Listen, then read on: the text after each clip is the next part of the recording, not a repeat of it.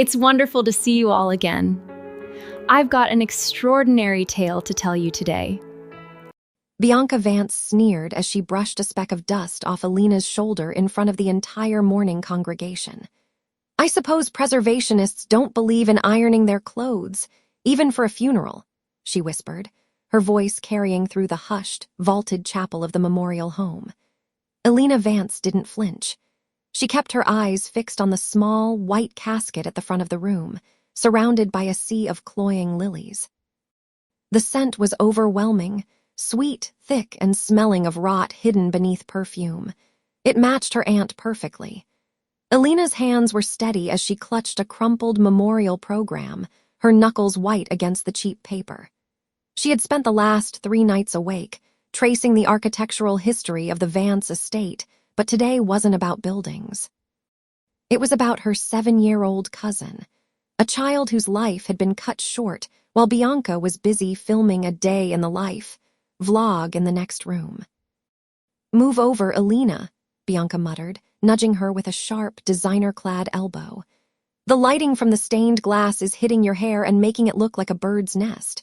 I need this shot for the Grief and Grace series. My followers are expecting a live tribute." "This is a funeral, Bianca, not a brand activation," Elena said, her voice a low, dangerous hum. Bianca let out a soft, jagged laugh. She checked her reflection in the polished mahogany of the pew in front of them, adjusting a black lace veil that served no purpose other than aesthetic drama. "It's a celebration of life, darling, and my life happens to be public. People like you, drab, quiet, blending into the wallpaper, don't understand the burden of being a symbol of strength for 1 million people." She pulled a gold-plated iPhone from her clutch, the lens catching the light of the flickering prayer candles. With practiced ease, she tilted her head, pouting just enough to look mournful but not unattractive. The artificial click of the camera shutter sounded like a gunshot in the silence of the chapel. A few pews back, a man in a charcoal suit shifted uncomfortably. Marcus Thorne, a longtime family friend and senior trust officer, caught Elena's eye. He gave a single, somber nod. He was the one who had tipped her off. He was the one who had seen the lifestyle expenses Bianca had been charging to the girl's educational trust for years. "Lydia, tell her to move," Bianca hissed, leaning over Elena to grab their mother's arm. Lydia Vance looked up, her eyes red-rimmed and hollow. She was a woman who had spent 30 years trying to bridge the gap between her 2 daughters, only to find herself drowning in the middle. "Please, girls," she whispered, her voice trembling. "Not today, just let there be peace for 5 minutes." "I'm trying to bring peace to my audience, Mother," Bianca snapped, her mask of mourning slipping for a fraction of a second to reveal the jagged entitlement beneath. She turned back to Elena, her eyes narrowing. "You're in the way. You've always been in the way. You think because you spend your time saving old bricks that you're better than me? You're a ghost, Elena. A dusty, forgotten ghost in a house I'm about to own." Elena felt a surge of heat crawl up her neck, but she didn't explode. She was a preservationist. She knew how to wait. She knew that the most beautiful structures often hid the most structural rot, and you had to peel back the layers slowly to see where the collapse began. She reached into her pocket and felt the cold, hard edge of her own phone. Suddenly, a soft ping echoed from Bianca's purse. Then another, and another. Bianca's eyes lit up. "Oh, the engagement on the pre-roll must be spiking," she whispered excitedly, forgetting the funeral entirely. She fumbled with her phone, her thumbs flying across the screen. But as she read, the smug expression on her face faltered. Her breathing hitched, the sound loud in the quiet room. "What is this?" she hissed under her breath. "Who posted this?" Elena didn't look at her. She watched a single petal fall from a lily onto the casket. On her own screen, hidden in the folds of her skirt, a notification was active. It wasn't a social media comment. It was a real-time alert from the Vance estate's automated accounting software, a system Elena had spent the last 48 hours gaining access to with Marcus's help. The alert was simple: unauthorized transfer detected. Account flagged for forensic audit. "Is something wrong, Bianca?" Elena asked, her voice as smooth and cold as the marble floor beneath them. "You look a little pale. Maybe it's the lighting. Bianca's hand shook as she stared at her phone. A news alert had just flashed across her screen, not about her Grief and Grace series, but a blind item on a major local business blog about misappropriation of family trust funds in the wake of tragedy. "You," Bianca whispered, turning to Elena, her face contorting into a mask of pure, ugly rage. "What did you do?" "I didn't do anything," Elena said, finally turning to meet her aunt's gaze. Her eyes were like flint. "I just opened a window to let some air in. You know how I feel about preservation, Bianca. Some things are worth saving. Others, they just need to be torn down to the foundation." Bianca opened her mouth to scream, to accuse, to play the victim one last time, but the priest stepped up to the pulpit. The room went deathly silent. Every head in the chapel turned toward the front, and for the first time in her life, Bianca Vance was not the center of attention. She was just a woman in a black veil, clutching a phone that was rapidly becoming a record of her crimes. Elena leaned in close, the scent of Bianca's expensive perfume clashing with the rot of the lilies. "Enjoy the service," she whispered. "It's the last time you'll ever sit in the front row." That evening, the Vance estate felt more like a stage than a house of mourning. The air inside the grand foyer was thick with the cloying, sweet rot of white lilies and the sharp, medicinal tang of expensive gin. Elena Vance stood in the shadow of the mahogany staircase, her fingers tracing the cold condensation on her water glass. She watched her aunt, who was currently holding a smartphone aloft, a portable ring light clipped to the top casting a ghoulish, artificial glow over her perfectly applied waterproof mascara. "Thank you all for the digital roses," Bianca Vance whispered into the camera, her voice a practiced tremolo of performative grief. She adjusted her designer black veil, making sure the lace caught the light. "My sister would have wanted me to stay strong for my fans. We're at the family manor now. It's so empty without her, but I'm trying to focus on the legacy she left behind. Mostly the estate management, as you can imagine." Elena felt a surge of cold heat behind her ribs. The audacity was a physical weight in the room. Her aunt wasn't just mourning a meal ticket. She was already auctioning off the tragedy for engagement points. "Oh, Elena," Bianca said, suddenly turning the camera toward her niece without warning. The light blinded Elena for a second. "Look at my poor niece. She's so distraught she couldn't even find something from this decade to wear. Architectural preservation doesn't pay for a stylist, does it, darling?" A few socialites near the buffet let out muffled, uncomfortable titters. Lydia Vance, hovering nearby with a tray of appetizers, looked down at her shoes. "Bianca, please," she whispered, her voice thin and fragile. "Not while the guests are still here." "I'm just being honest, Lydia," Bianca snapped, the mask of the grieving sister slipping for a fraction of a second to reveal the predator beneath. She turned back to her phone, dismissing them both with a flick of her wrist. "Anyway, guys, the link for the Vance Legacy Memorial Fund is in my bio. Every donation helps me keep this historic home in the family." Elena didn't engage. She didn't have to. She felt the heavy, rectangular shape of the digital recorder in her blazer pocket, a secret power that made her pulse steady. She turned away, moving toward the library where a tall, silver-haired man stood reviewing a stack of manila folders. Marcus Thorne looked up as she approached. He was the only person in the room who didn't look like they were auditioning for a soap opera. As the senior trust officer, his presence was the only thing standing between Bianca and the total liquidation of the family history.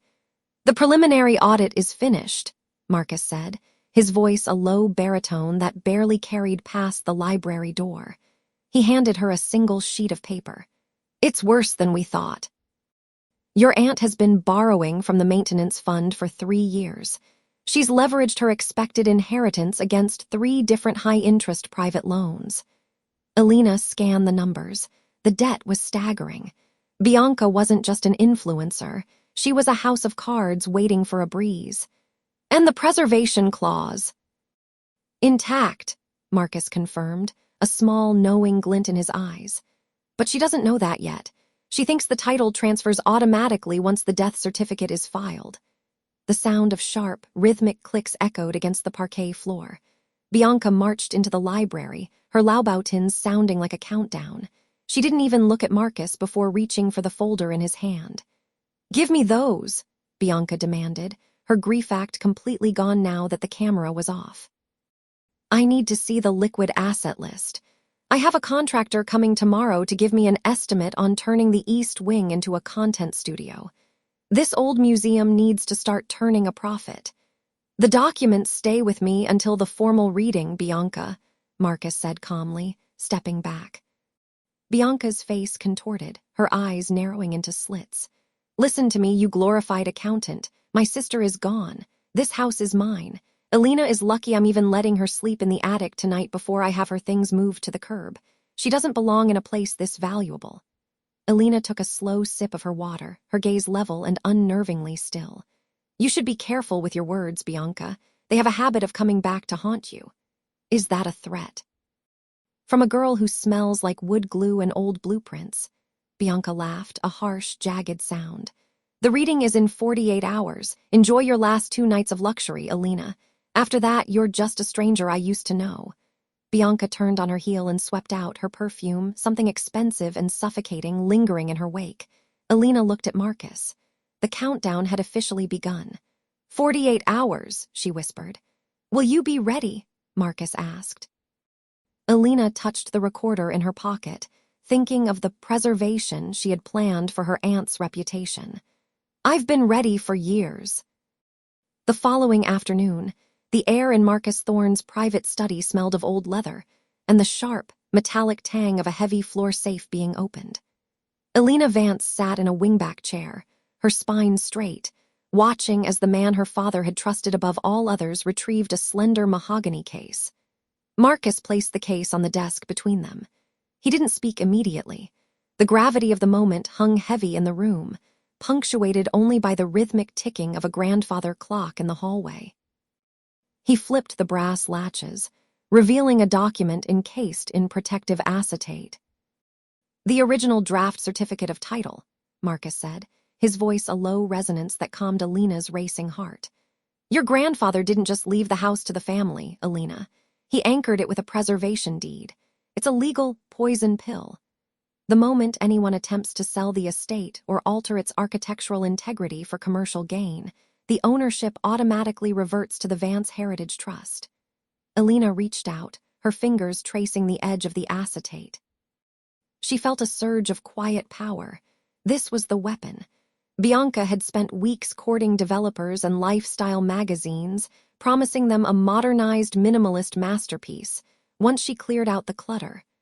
She had no idea she was planning to sell a property that, by its own legal DNA, could never be sold by her. "And the signatures?" Elena asked. "Authenticated yesterday," Marcus confirmed. "I've also taken the liberty of briefing Detective Sarah Miller.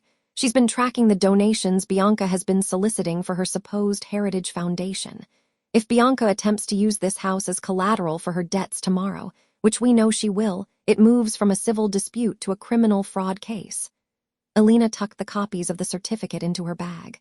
24 hours, Marcus. "She's already celebrating," he warned. "Be careful."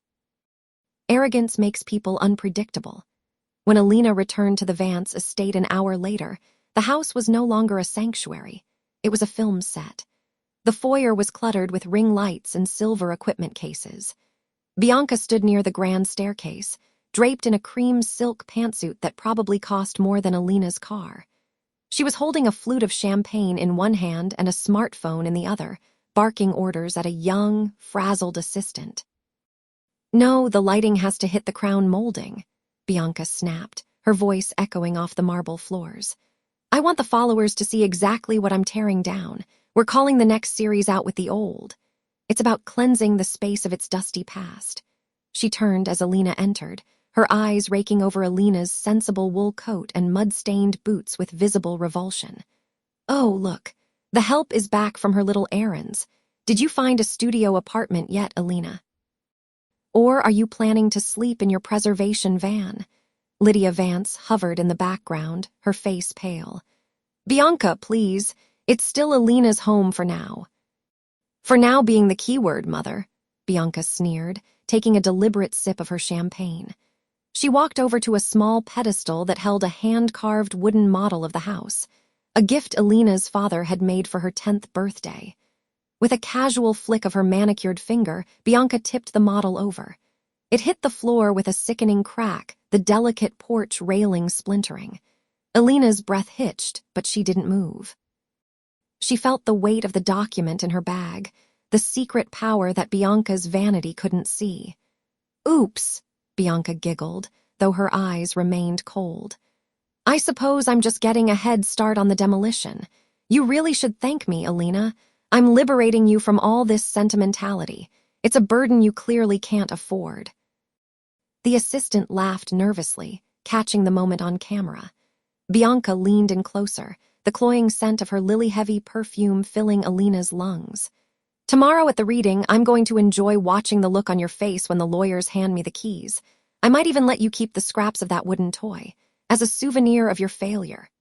Elena looked at the shattered model on the floor, then up at her aunt. She didn't shout. She didn't cry. Instead, she reached into her pocket and touched the cold brass key Marcus had given her. "You're right about one thing, Bianca," Elena said, her voice eerily calm. "Tomorrow is going to be a very enlightening day for everyone. I hope your cameras are rolling when the truth comes out." Bianca's smile faltered for a fraction of a second, her brow furrowing at Elena's lack of distress. But the mask of entitlement quickly slid back into place. "Whatever helps you sleep in that attic tonight, just make sure you're out by noon. I have a contractor coming to measure for the floor-to-ceiling glass walls."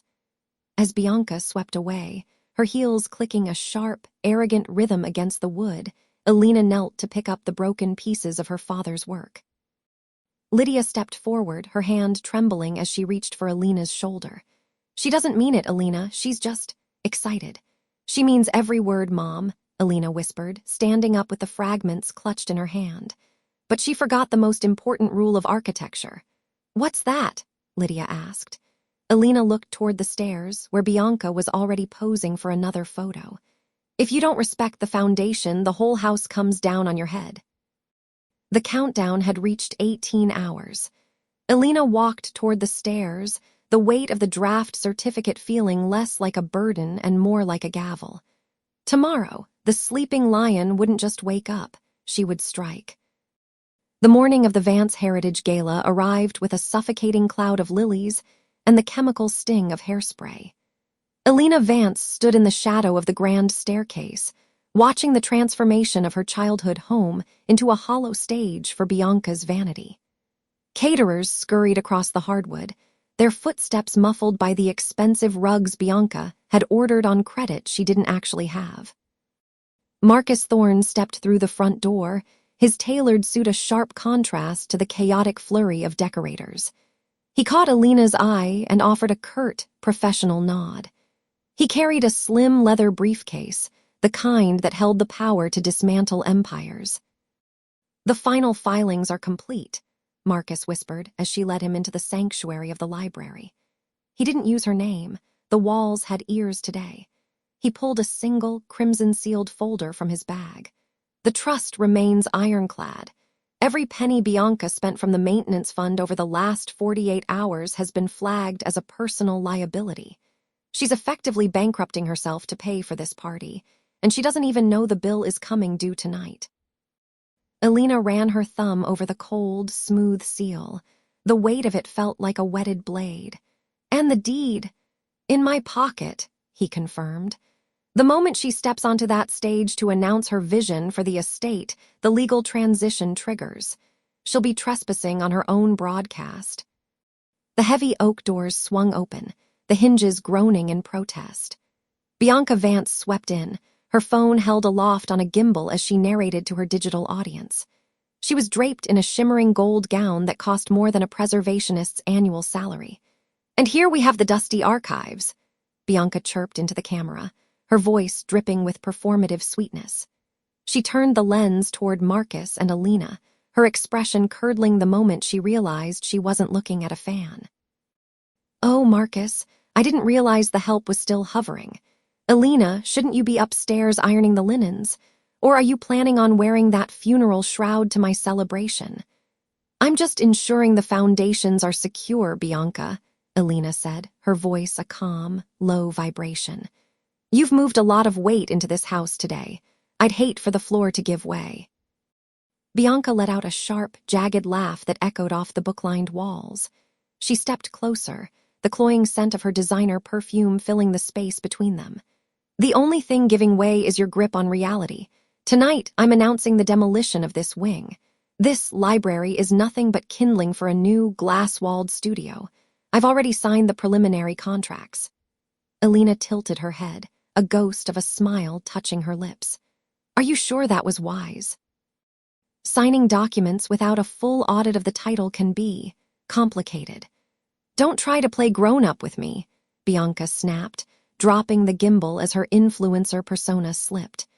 You're a guest here by my grace alone. If you say one more word about architecture or legacy, I'll have security escort you to the curb before the first guest arrives. She turned toward the hallway and snapped her fingers. Lydia, where's that tray of mimosas? The lighting team is parched, and you're moving like a snail. Lydia Vance appeared in the doorway, her face pale and her hands trembling as she balanced a silver tray. She looked smaller than she had the day before, her spirit seemingly crushed under the weight of her sister's demands. I'm coming, Bianca, Lydia whispered, her eyes darting to Elena with a look of profound apology. See to it, Bianca commanded, turning back to her phone as she swept out of the room. The world is waiting for greatness, and I won't have it delayed by incompetence. Marcus waited until the clicking of Bianca's heels faded into the distance. She's reaching the peak of her arc. The higher the climb, the harder the impact. Elena looked at the clock on the mantel. It was 10 in the morning. The gala began at 7. 9 hours, Elena said, her fingers tightening on the folder. Let her have her stage. I want her to be standing exactly where everyone can see her when the foundation finally turns to dust. The evening of the Sterling Foundation Gala arrived with a stifling humidity that vibrated against the floor-to-ceiling glass of the grand atrium. Inside, the air was a curated microclimate of expensive lilies and the metallic tang of chilled champagne. Bianca Vance stood at the center of the marble floor, her silhouette framed by a sprawling floral installation that had cost more than most people earned in a year. She was draped in shimmering gold silk. A vintage piece she'd boasted was flown in from Paris specifically for her ascension. To the hundreds of donors and socialites circulating the room, she looked like the grieving, yet resilient, face of a legacy. To the woman watching from the shadows of the mezzanine, she looked like a thief wearing her spoils. Bianca adjusted her diamond-encrusted cuff, her eyes scanning the room for the most influential photographers. She didn't notice Lydia Vance standing 2 steps behind her, clutching a heavy designer handbag that clearly didn't belong to her. Lydia's face was a mask of exhaustion, her eyes darting nervously toward the entrance. Smile, mother, Bianca hissed, her voice a sharp contrast to the serene expression she offered a passing city councilman. You look like you're at a funeral, not a celebration. It has only been 3 weeks since the service, Bianca, Lydia whispered, her voice trembling. People are starting to talk. They think it's unseemly. Bianca turned, her eyes flashing with a cold, predatory light. She reached out, ostensibly to adjust Lydia's necklace, but her fingers pinched the skin of her mother's throat. Let them talk. They'll be talking even louder when I announce the new direction of the foundation. Now, hold my wrap and stay out of the light. You're ruining the aesthetic of the photos. She dismissed her mother with a flick of her wrist, as if she were discarding a used napkin. It was a calculated, public display of cruelty that made a nearby server flinch, nearly dropping a tray of hors d'oeuvres. Bianca didn't care. In her mind, she was already the queen of this room. The heavy brass doors at the far end of the atrium swung open, drawing the attention of the crowd. The quartet's music seemed to falter for a fraction of a second as Elena Vance entered the room.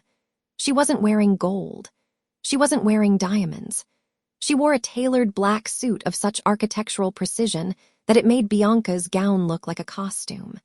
Her hair was pulled back into a severe, elegant knot, and her expression was one of terrifyingly calm focus. She didn't look like a grieving niece or a struggling preservationist. She looked like a woman who had come to collect a debt. Marcus Thorne was at her side in an instant, his silver hair catching the light as he leaned in to speak. He held a leather-bound folder against his chest like a shield. "The board members are all in the front 3 rows," he murmured, his voice low enough only for her to hear. "Detective Miller is positioned by the service entrance. Everyone is exactly where they need to be." Elena nodded, her gaze locked on her aunt. She felt the weight of the digital recorder in her pocket, a small, cold lump against her thigh. "Let her have her moment, Marcus. I want her to feel the full height of the pedestal before it cracks." As they moved through the crowd, the atmosphere shifted. The whispers that had followed Bianca were replaced by a heavy, expectant silence. People who had known the Vance family for decades looked from the glittering influencer to the stoic architect, sensing the tectonic plates of power beginning to grind. Bianca noticed the shift immediately. Her smile tightened, turning brittle. She watched as Elena approached, her heels clicking against the marble with the rhythm of a ticking clock. "Elena," Bianca said, her voice projecting for the benefit of the surrounding guests. "I'm so glad you decided to come out of hiding. I know how hard it is for people of your temperament to handle these kinds of events. But don't worry, I've made sure there's a quiet corner for you near the kitchen." A few of Bianca's sycophants chuckled, but the sound died quickly when Elena didn't flinch. Instead, she stepped into Bianca's personal space, the scent of her aunt's heavy perfume clashing with the cold, clean air Elena seemed to carry with her. "I wouldn't dream of hiding, Bianca," Elena said, her voice clear and resonant. "Not tonight. This evening is about transparency, isn't it? About revealing the true value of what we've inherited." Bianca's eyes narrowed. She leaned in closer, her voice dropping to a venomous snarl. "Listen to me, you little mouse. You're here as a guest of my charity. Don't think for a second that Marcus can protect you. By the time I finish my speech tonight, you'll be lucky if I let you keep your library card, let alone your name. Now, get out of my sight before I have security escort you to the curb where you belong." Elena smiled. It wasn't a smile of anger or hurt. It was the smile of a grandmaster who had just seen the final move play out 10 turns in advance. She reached out and gently straightened the gold silk on Bianca's shoulder. "You look beautiful tonight, Aunt Bianca," Elena whispered. "Truly, it's a shame gold is such a difficult color to wear when the lights go out." She turned and walked toward the front row, Marcus following a step behind. She didn't look back to see the confusion clouding Bianca's face. She didn't need to. Lydia approached her daughter, her hands shaking as she held out the designer wrap. "Bianca, maybe we should—" "Shut up, Mother," Bianca snapped, snatching the wrap and throwing it over her arm. She checked her reflection in a nearby silver platter, smoothing her hair. "It's time. The press is ready. The board is waiting." She began her walk toward the stage, her chin held high, her gold heels clicking with an arrogance that filled the room. She passed Detective Sarah Miller, who stood near the velvet curtains, her arms crossed, watching the influencer with the detached interest of a biologist observing a doomed specimen. Bianca stepped onto the podium, the spotlight hitting the gold silk and turning her into a blinding pillar of light. She gripped the edges of the lectern and looked out at the sea of faces, her smile wide and triumphant. "Ladies and gentlemen," Bianca began, her voice amplified through the hidden speakers. "Tonight, we honor the past, but more importantly, we embrace a future that belongs to those with the vision to lead." In the front row, Elena sat perfectly still. She reached into her pocket and felt the smooth plastic of the recorder. She looked at Marcus, who gave a single, imperceptible nod. The countdown had reached 0. Elena leaned back in her chair, her eyes fixed on the woman at the microphone. "Go ahead, Bianca," Elena whispered into the silence of her own mind. "Tell them your lies, make them believe." The gala reached its fever pitch as the applause for the opening remarks died down, leaving a heavy, expectant silence in the ballroom. Bianca stood at the mahogany lectern, her gold silk gown shimmering under the brutal heat of the stage lights. She leaned into the microphone, her voice a practiced tremolo of manufactured grief that echoed through the vaulted ceiling. The air in the room was cloying, thick with the scent of 1,000 white lilies and the metallic tang of expensive champagne. "I've spent the last 6 months in a fog of sorrow," she said, her hand fluttering to her throat in a gesture she had clearly rehearsed in front of a mirror. "But tonight, we transform that pain into a legacy. My niece would have wanted me to lead this charge. She would have wanted her estate to serve a higher purpose, one that I am humbled to oversee."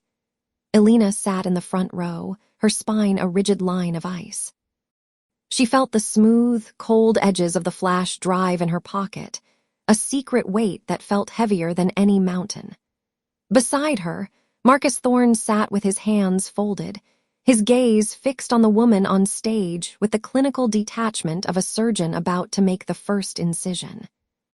"Family isn't just about blood," she continued, her eyes scanning the room for the social media cameras she'd hired to document her triumph.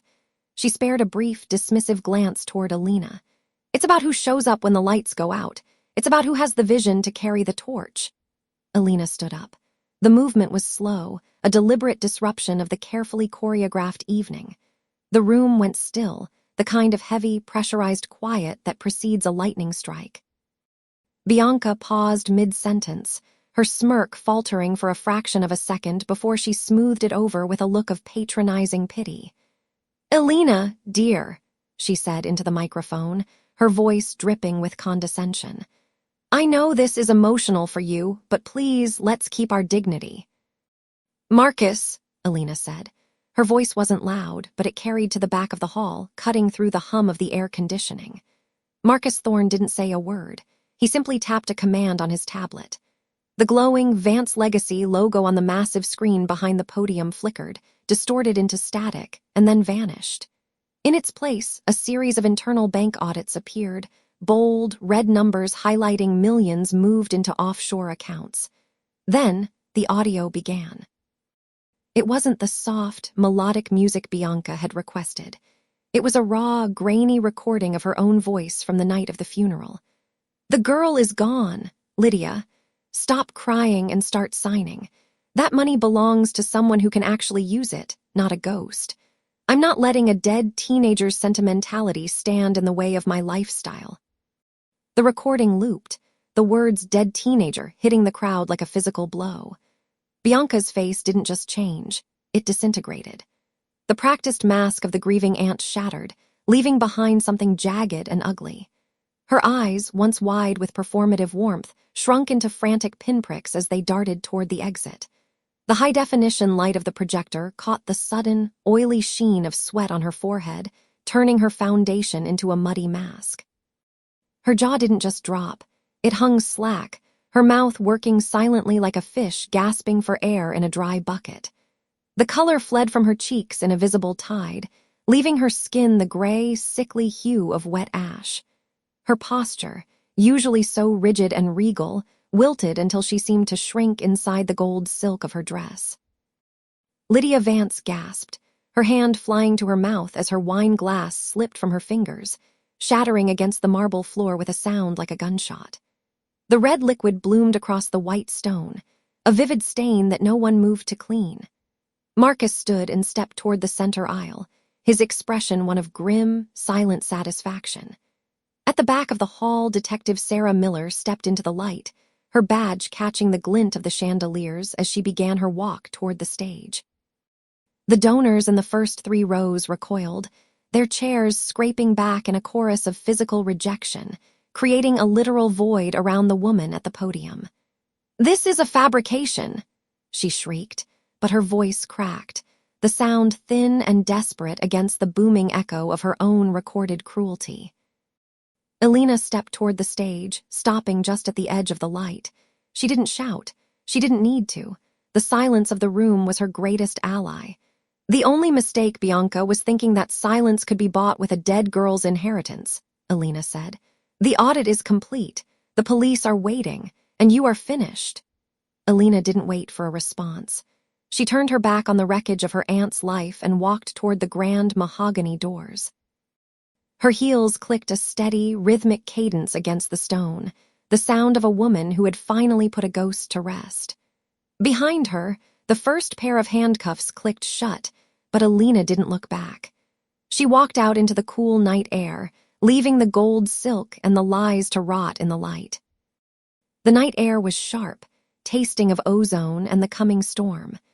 Elena Vance didn't stop until she reached the edge of the fountain, the rhythmic splash of water a stark contrast to the screeching protests echoing from the ballroom behind her.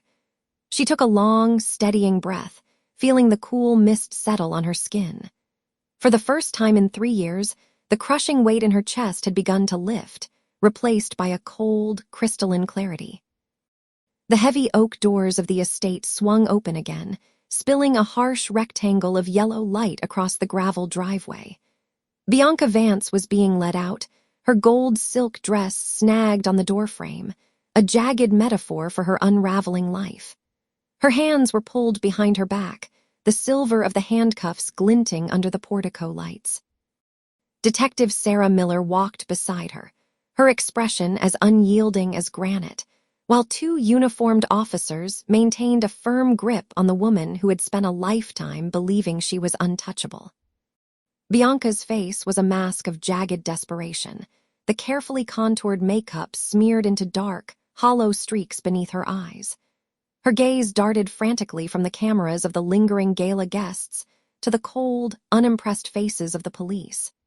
The arrogance that had defined her for decades had been hollowed out, leaving behind a gray, sunken complexion and a trembling lower lip that made her look suddenly, pathetically old. Her skin, usually glowing with expensive treatments, appeared sallow and translucent under the flashing blue lights of the arriving patrol cars. She looked like a ghost inhabiting a ruin, her eyes wide and bloodshot, reflecting a terror she could no longer hide behind a snarl. "This is a mistake," she shrieked, her voice cracking as she spotted Elena standing by the fountain. "You planted those files. You've always been jealous of me, you pathetic little leech. Tell them you fabricated the audit." Elena didn't flinch. She watched as her aunt struggled against the officers, the heels of her designer pumps skidding uselessly on the wet gravel. The sound of the struggle was ugly, the heavy breathing of the officers, the metallic jingle of the cuffs, and the raw, guttural sounds of a woman losing her grip on reality. "The evidence speaks for itself, Bianca," Detective Miller said, her voice calm and professional. "The offshore accounts, the forged signatures on the trust amendments, and the recorded conversations with the estate's former bookkeeper. It's all there. You should have stopped while you were ahead." Marcus Thorne stepped out from the shadows of the stone pillars, holding a leather-bound folder against his chest like a shield. He looked at the woman he had served for years with a mixture of pity and profound disgust. "I've already filed the emergency injunction, Detective, based on the evidence of criminal fraud and the violation of the moral turpitude clause in the Vance family trust. All of her accounts have been frozen as of 10 minutes ago." Bianca froze, her body going limp for a second before she surged forward again. "You can't do that. That's my money, my mother Lydia. Tell him he can't do that." Lydia Vance walked slowly down the steps, her silk shawl wrapped tightly around her shoulders as if she were freezing. She stopped several feet away from her daughter, her eyes red-rimmed and hollow. The silence that stretched between them was louder than the sirens. "Mom, please," Bianca sobbed, the entitlement finally giving way to a frantic, high-pitched whine. "Call the lawyers. Use the emergency fund. I can't go to a cell. I have a brand to protect. I have people counting on me." Lydia looked at her daughter, really looked at her, perhaps for the first time in years. She saw the greed, the lack of remorse, and the sheer, blinding selfishness that had led them to this precipice. "There is no brand anymore, Bianca," Lydia said, her voice a fragile whisper that carried clearly in the damp air. "And there is no money. You spent it all on a life that wasn't yours to live. I won't help you lie anymore. I can't." Lydia turned her back, walking toward Marcus and Elena. The rejection was more devastating than the handcuffs. Bianca let out a sound that wasn't human, a long, agonizing wail of pure rage and realization. She began to thrash, her designer dress tearing at the shoulder, exposing the pale, shaking skin beneath. "You'll rot for this, Elena," she screamed as the officers began to maneuver her toward the back of the patrol car. "I'll come for everything you have. You're nothing without that name." Elena walked toward the car, stopping just inches from the open door. She looked at her aunt, seeing the monster that had tried to bury her, and felt nothing but a quiet, tired peace. "The name was never the point, Bianca," Elena said, her voice barely above a whisper, yet it cut through the woman's hysterics like a blade. "The point was the truth. And the truth is, you didn't just lose the money tonight. You lost the right to be a Vance. The disqualification clause is absolute. You're leaving this house exactly how you entered it, with nothing but the clothes on your back and a heart full of rot." Elena reached out and gently closed the car door, muffling the final, desperate curses. She stood on the gravel, watching the red and blue lights fade into the distance until the only sound left was the steady, indifferent splash of the fountain. She felt the folder Marcus had given her earlier, the deed to the preservation site, fully funded and protected. The storm finally broke, a heavy, cleansing rain beginning to fall. Elena turned toward the house, her shadow long and steady against the stone. She didn't look back at the gates. She didn't need to. The ghost was gone, and for the first time in her life, the house was finally quiet. 6 months after the heavy gates of the Vance estate clicked shut behind her for the last time, Elena Vance found herself standing in a different kind of silence. It wasn't the suffocating, watchful quiet of the manor, but the vibrant, breathing stillness of the Maya Vance Memorial Conservatory. The morning sun filtered through the high glass panes, casting long diamonds of light across the rows of rare ferns and climbing jasmine. The air here smelled of crushed rosemary and damp cedar, a sharp, clean fragrance that signaled a new beginning. She adjusted her grip on the garden shears, the rhythmic snip-snip of her work providing a steady heartbeat to the morning. Elena had traded her silk blouses for sturdy denim and linen, her hands now bearing the honest calluses of a woman who built things rather than just preserved them. She looked at peace. The sharp tension that had lived in her shoulders for years finally dissolved. The sound of footsteps on the gravel path made her turn. Marcus Thorne approached, his usual charcoal suit replaced by a more casual navy blazer, though he still carried the leather briefcase that seemed like an extension of his arm. He stopped a few feet away, watching her with a quiet, respectful smile. "You look like you belong here," he said, his voice echoing softly in the glass house. Elena wiped her brow with the back of her hand. "I do. It's amazing how much easier it is to breathe when you aren't waiting for a knife in the back." Marcus stepped closer, leaning against a stone planter. "I thought you'd want the final report. Detective Sarah Miller closed the file on the embezzlement charges this morning. Bianca's last appeal was denied. The court-ordered restitution has wiped out what little she had left in her personal accounts." Elena felt a flicker of the old coldness at the mention of her name, a brief, rage spike, as she remembered the woman's audacity to claim she was the victim even as the handcuffs clicked shut. And where is she now? "In a 400-square-foot studio apartment above a noisy laundromat in the city," Marcus replied, his tone dry. "Her Bianca's Best Life social media accounts were seized as part of the settlement. I heard from a colleague that she tried to start a new page, something about the unjust fall of an icon, but the comments were so brutal she had to delete it within an hour. Without the Vance name and the Vance money, she's just another tenant behind on her rent." Elena leaned back against a wooden workbench, the rough grain of the timber grounding her. She pictured her aunt in a cramped room, surrounded by the few designer bags the IRS hadn't seized, staring at a peeling ceiling. The image was a perfect, proportional inversion of the luxury Bianca had used as a weapon.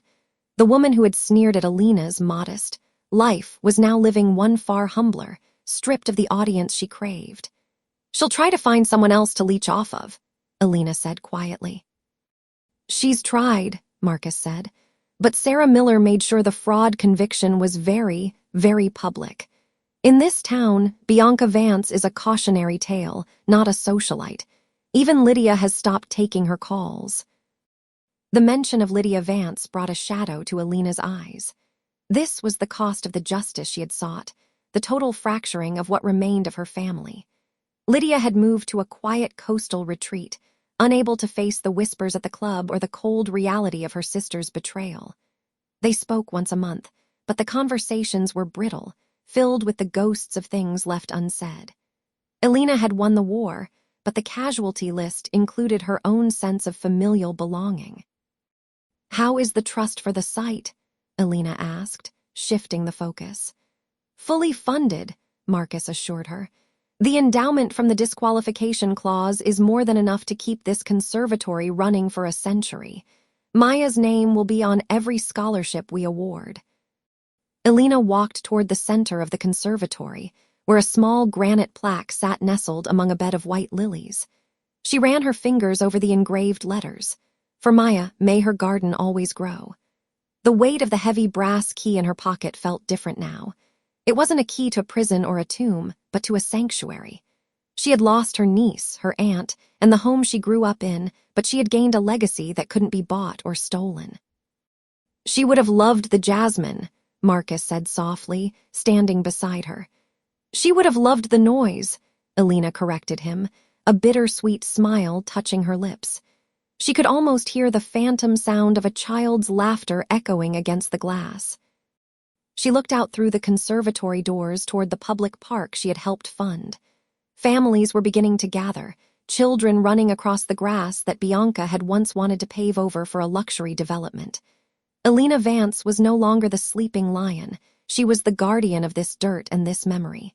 She turned back to Marcus, her gaze steady and clear. "Thank you, Marcus, for everything."